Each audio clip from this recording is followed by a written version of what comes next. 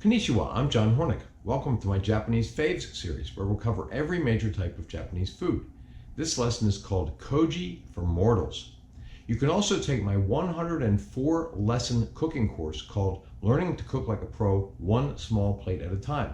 It starts off easy, gets more difficult, and ends with the ultimate challenge, which is actually 5 lessons in one. You can also watch my other special series called Italian Faves, or Impress Your Date, Sauces to Die For, Spain on a Small Plate, or bonus lessons, which are things like breaking down a chicken. So what is Koji? Well, Koji is known as a friendly mold. Okay, we hear a lot about mold, and mold's usually not good, but this is a friendly mold. And there's several different varieties. The variety that we're talking about in this video is called Aspergillus oryzae. That's the Latin name, Aspergillus oryzae. It's also known in Japanese as Koji-kin. It's also known as Ki Koji, which is yellow Koji. And a note about yellow Koji. Yellow Koji is what we're talking about here, which is used to make sake and mirin and some other things. There's also white Koji and black Koji. Now, the Koji itself, this that we're talking about here, Aspergillus oryzae, is kind of a yellowish green color.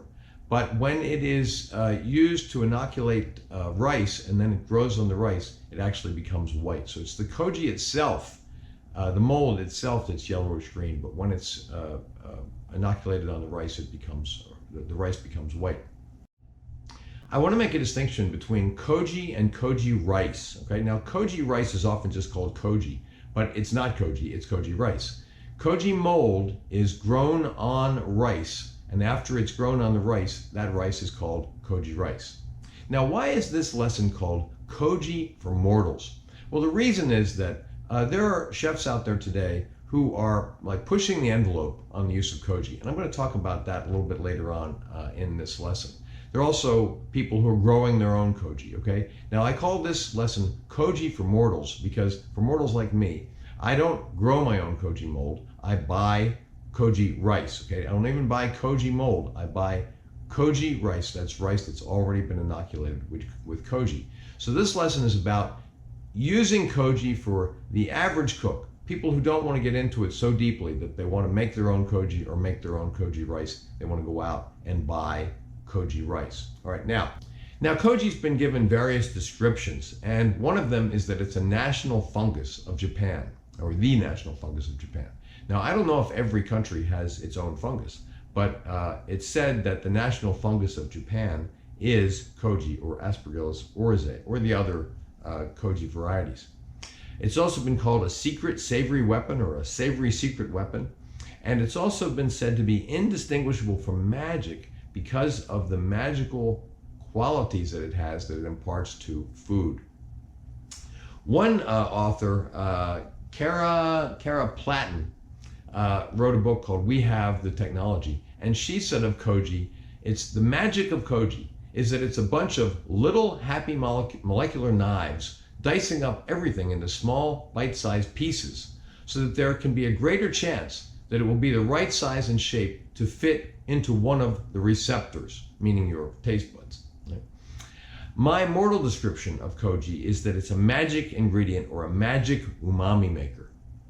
Now, it has various properties and effects. It has fast growth, okay, which is beneficial if you're going to be using it for food production. Its enzymes are also very effective at breaking down starch, and it's necessary to break down starch into sugar so that then that sugar can be fermented, for example, if you're making sake. It also has a pleasant fragrance. It adds depth and aroma to whatever food it's involved with, and it creates complex flavors in a relatively short time.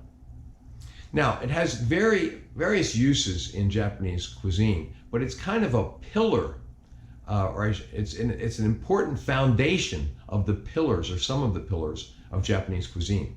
Some of the pillars of Japanese cuisine are sake, mirin, shoyu, which is soy sauce, and rice vinegar. And Koji is used to make Koji rice, which in turn is used to make sake, mirin, shoyu, and rice vinegar.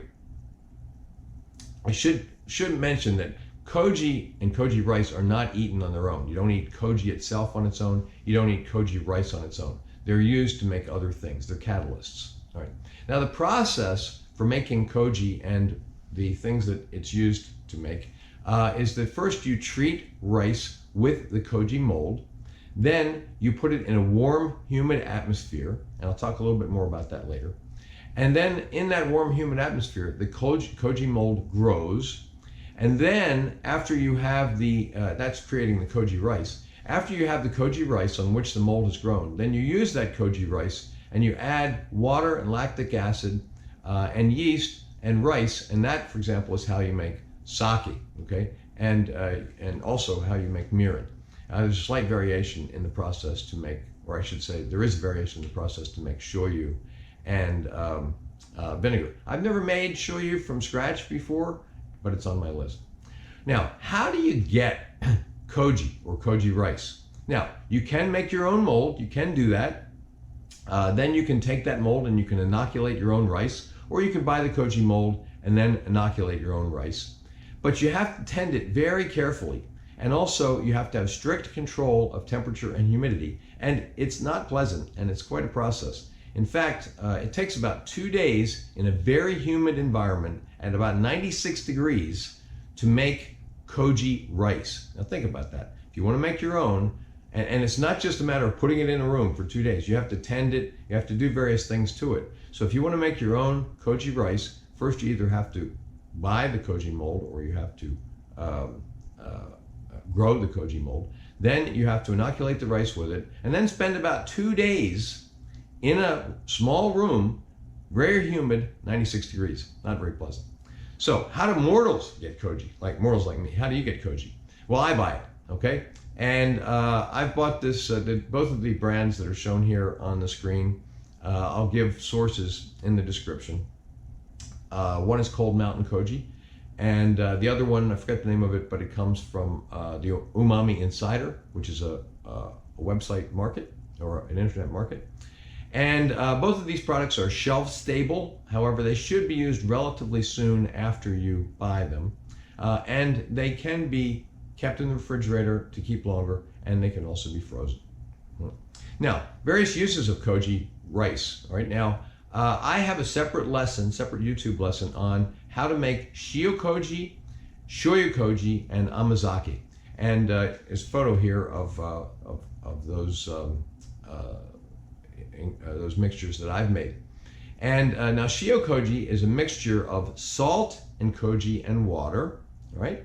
And shoyu koji is a mixture of soy sauce and koji and water. By the way, the shio koji is also available in powdered form. I don't know if the others are or not.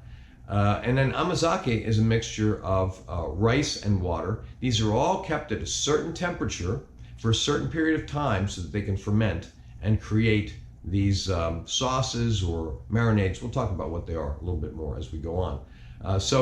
Three things that are very powerful uses of koji that you can use in your own cooking are shio koji, shoyu koji, and amazake. I'm not going to go into detail about what they are in this video. I have a separate video on that.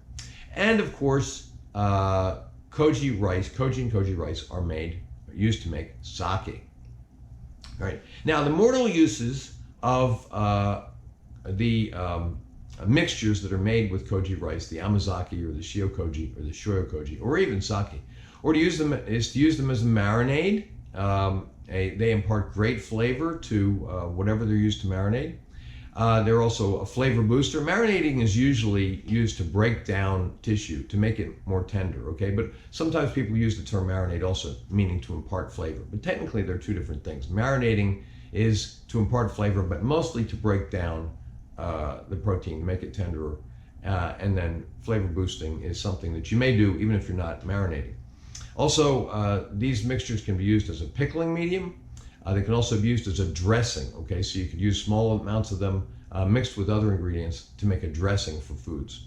Also, they may just be used as ingredients for foods, okay? So you might be making a soup, or you might be making a sauce, or a stew, or a hot pot, and you might use shio koji, shoyu koji, or amazake as an ingredient in those foods, okay? And they add flavor, they add aroma, right? And sometimes you might use them by by just adding it as an ingredient. Sometimes you might use it as a marinade and then either wash it off or wipe it off before you use it. And for example, with both shio koji and shoyu koji, they're very salty, okay? So you have to be careful how much you use, and you might not want to leave as much on it. Like if you coat a protein with it and then you let it marinate for a while, usually you'd want to wipe that off or rinse that off before you use it, because otherwise your food might end up to be too salty. All right. Now, how do you use it? How do mortals use these mixtures? Okay. Well, very simple. You spread them on a protein or on vegetables. Okay. Spread them on beef. Spread them on pork. Spread them on chicken. Spread them on seafood. Okay. And then you let them marinate in the refrigerator for anywhere from a short time, like a couple of hours, to a couple of days. And then wipe off the excess and cook the food. Simple use, but imparts a lot of flavor. Adds richness to food, adds umami to food. And also yields kokumi. Now I have separate videos, again, on what is umami and what is kokumi. Separate videos on my YouTube channel. Now, I mentioned that there are chefs out there who are pushing the envelope on the use of koji. And so I call this uses that are not for mere mortals, okay? And one thing that they're doing is that they are using koji mold to inoculate all kinds of things other than rice, okay? So you name it, they're inoculating it with koji mold, all right? They're also using koji mold to make vegetable amino pastes. So vegetables might be one of the things they inoculate with it, and they make and that breaks down the vegetables, and then they make what are called amino pastes out of that, which are used in cooking. Some people are using koji mold to make cheese and to make bread, and using it to pickle foods. It's also being used to cure proteins, and I've read about somebody who takes the koji rice and deep fries it, and then uses that as a garnish on food. And I even read about somebody who is using koji on chicken bones, roasting the chicken bones, and then using those bones to make chicken stock. Okay, so I hope this video helps you to understand koji and koji rice. Please remember to subscribe to my channel, and thanks for watching.